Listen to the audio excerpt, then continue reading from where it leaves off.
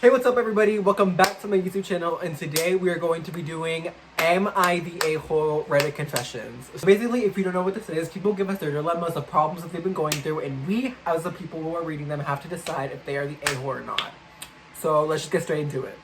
Alright, you guys, I have them all pulled up over here, but the first one says, am I the a-hole for the way I reacted when a former friend tried to touch my hair? So yesterday I was doing last minute shopping and I saw a former friend. She and her husband came to greet me and the first thing she noticed was my hair. Now I need to preface this. I'm a black woman and she's white, okay? I haven't spoken to her since 2014. The last time she saw me, when we were, in parentheses, is when we were both in college and we also went to high school together. I had my straightened out hair with some relaxer and I've been natural for 2 years. She goes, hey, my name there. And she reached over and tried to touch my hair. I leaned back quickly and was like, no, we don't do that. Oh, okay. She said, bitch, fuck no. She's like, don't touch my hair. Woo! Okay, but I get it. So this woman then goes on to say, firmly to the point, this girl literally attempted yet again before I had to swat her hand away. And then she was like, why don't you let me touch your hair? It looks so soft. She then tried to touch my hair again. I felt so disrespected that I blew up and I said, bitch, stop trying to touch my goddamn hair. If you want to say hi, then say hi. Other than that, stop trying to touch me. Which, as she should have, personal space, obviously. She then got upset and told me that I was being mean and that I didn't know how to take a joke, and then left. Her husband told me that I could have just went along with it. And I told him, well, would you like it if people wanted to touch your penis all the time? He got mad and left. A few shoppers saw the whole exchange and we all agreed that she was acting weird, so I felt justified. I finished shopping and went home to vent to my husband. He thought that the whole thing was funny and said maybe I could have handled it a bit better. I've slept on it and kept replaying the whole interaction in my mind, and maybe he is right. Am I the asshole? Girl, no. Let me tell you something. It's personal fucking space. If somebody tried to touch my hair and I told them multiple times, 3 times at that, to stop, oh, we're fighting at this point. So all in all, no, girl, you are not the asshole. Whoever that woman was, no, absolutely not. You are not, girl. Woo! All right, y'all, I'm really excited to get into the next confession, but this one says, am I the asshole for locking my bedroom door after my roommate kept going to my stuff even after I asked her not to do that? Automatically, I'm gonna say no, but we still have to listen to the story. So let's read it. I, female 27, share an apartment with my roomie. When we moved in together, I made it very clear that I'm private about my personal things like journals, gadgets, especially my skincare, which is understandable that shit gets expensive, obviously. She agreed and said that she was the same, except she isn't. The last few months, things started happening. My makeup would be moved around and my charges kept disappearing. She even borrowed the dress my mom gave me before she passed and put it back in my closet with wrinkles and a man's perfume smell. Just disrespectful. My skincare was used way faster than I could have ever used it. I confronted her in a kind and friendly way at first. She denied everything. Then I caught her literally in my room when she thought that I was at work. Excuse me. Ooh! She laughed at me and said, girl, chill, we're roomies. It's shared stuff. Even after she said not to? Oh, hell no. Okay. I said, no, it's not. After that, I bought a simple lock for my bedroom and started locking whenever I'm not inside. She blew up on me, saying that I was destroying the trust in our home and treating her like a thief. Bitch! I told her, if you want trust, stop going through my things. Obviously. Now she's been passive-aggressive ever since, and then one mutual friend said I overreacted because it's girl stuff. Am I the a-hole? Absolutely not. What the fuck? What the fuck? Even after you told her not to go into your shit, she still kept doing it, and then she has the nerve to come up with an excuse after she said herself that she was a private person? No.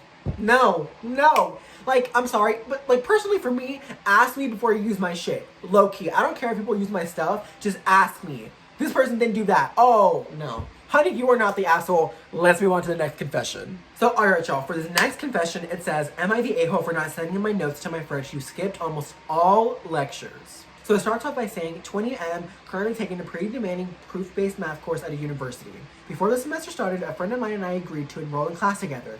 We initially planned that we'd both attend a class, take notes, and share them so we could help each other along. But after the semester started, he began to skip almost all the lectures. Okay, I attended all the lectures and took detailed notes every week since the lectures did not provide them, which took me a lot of time and effort. My friend really didn't contribute to any of the notes since we weren't there. He even claimed that he didn't need to attend class because he can just get help from me instead. Okay. Now that the exams are coming up, he asked me to send all the notes to him for the course. I said I wasn't comfortable doing that because our agreement was based on mutual effort, not me covering the entire course alone, and I would feel it would be unfair since he didn't really put much effort into it. Of course, obviously because he isn't there, of course.